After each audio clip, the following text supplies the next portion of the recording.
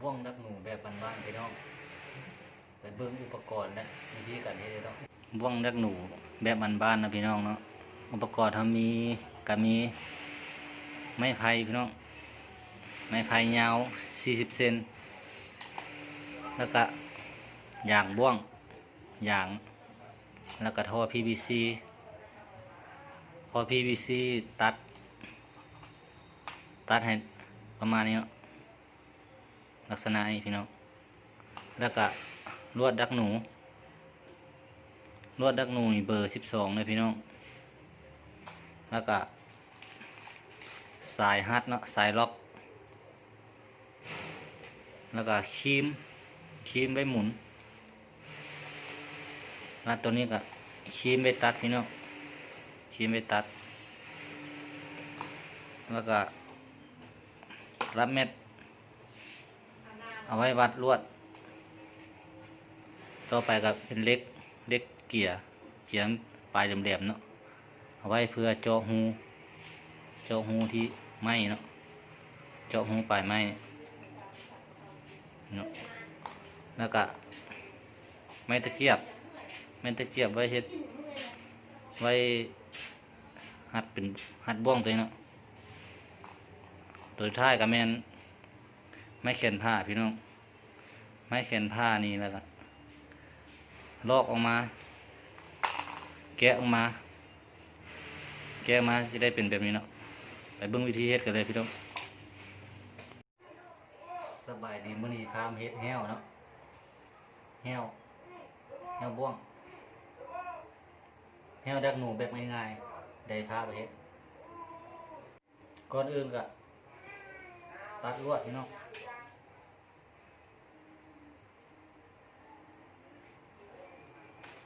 ลวดนี่ลวดเบอร์12เด้อพี่น้องเด้อ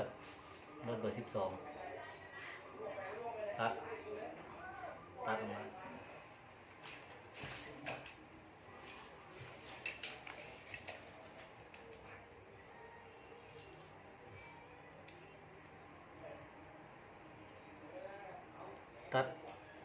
ตัดลวดออกมาประมาณ28เซนพี่น้อง28เซนลวด28เซนเนาะหลังจากนั้นก็คดพี่น้องเบิ่งไปทำกันเด้อพี่น้องเด้อเนาะพอเราครีมหมุนหมุน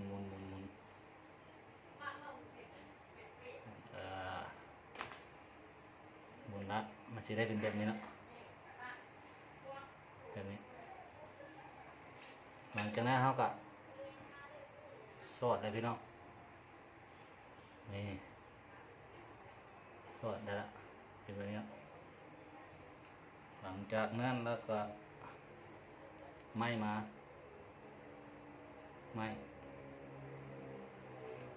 ้กับยาวประมาณ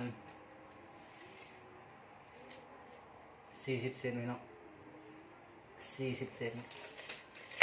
ไม้ยาวประมาณ40เซนหลังจากนั้นเขาก็เล็กเจาะหูพี่น้องเจาะเป็นซอสเนาะซอสแล้วครีม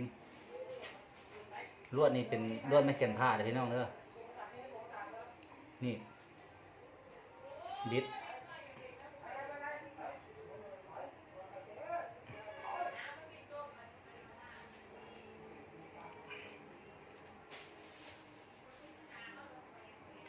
ได้เป็นลักษณะนี้เลยพี่น้องหลังจากนั้นก็ตัดเลย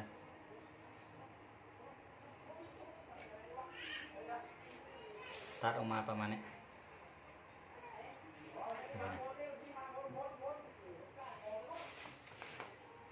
หลังจากนั้นก็สอดใส่หูที่เขาเจาะไว้พี่น้องไม่ใช่ได้เป็นแบบนี้ทีนี้เข้าไป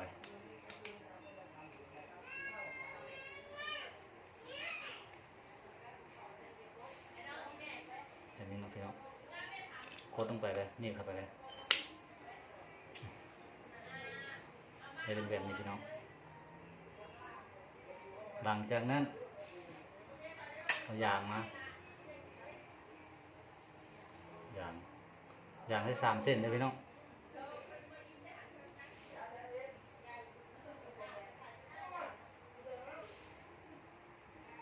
ห้อยอย่างให้กันไปนี่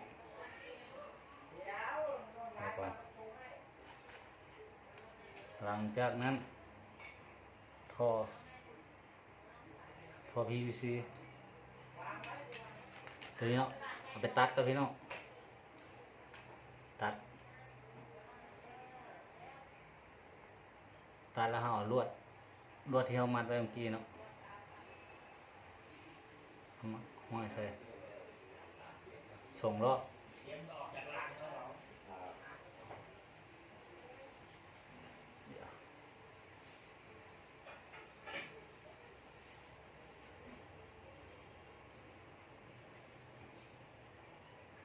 เนาะให้ส่งล้อแล้วหมุนเนาะหมุนคีมรอบ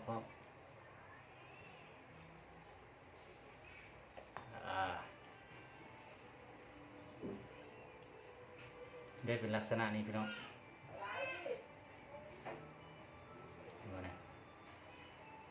หลังจากนั้นเราก็เอาลวดเอายางมันมัดไปเลย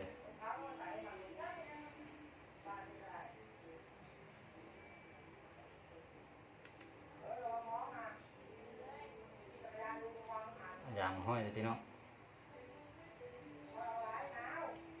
ห้อยให้มันแบบนี้เลยพี่น้องเป็นลักษณะนี้ห้อยเป็นลักษณะนี้ให้ลวดมาทางขวางเลยพี่น้องให้ลวดมาขวางเลย90 องศา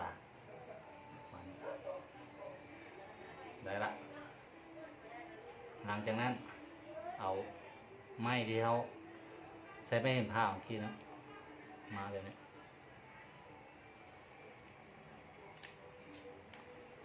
ชิมเบ็ดอีกหน่อยนึง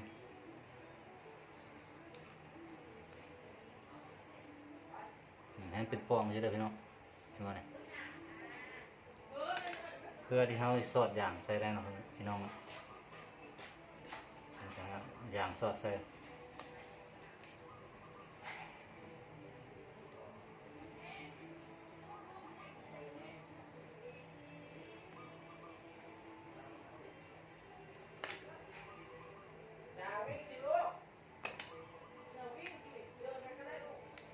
เดี๋ยวได้พี่น้องอย่างสอดใส่นะแบบนี้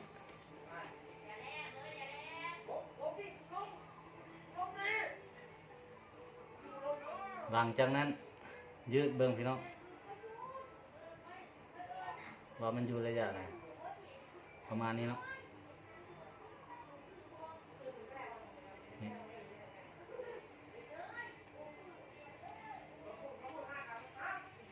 เอาลวด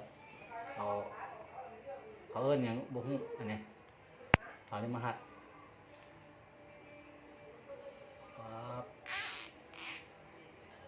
ง่ายพี่น้องง่ายนี่ให้บ่เนี่ยแบบนี้เนาะ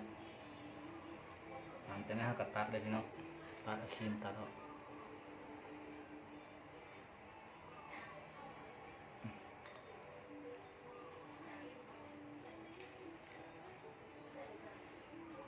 ครีมตัดออกเพื่อมีมีดกับมีดตัดเด้อที่ได้ลักษณะนี้พี่น้องง่ายพี่น้องเห็นไหมร้านห้างอะ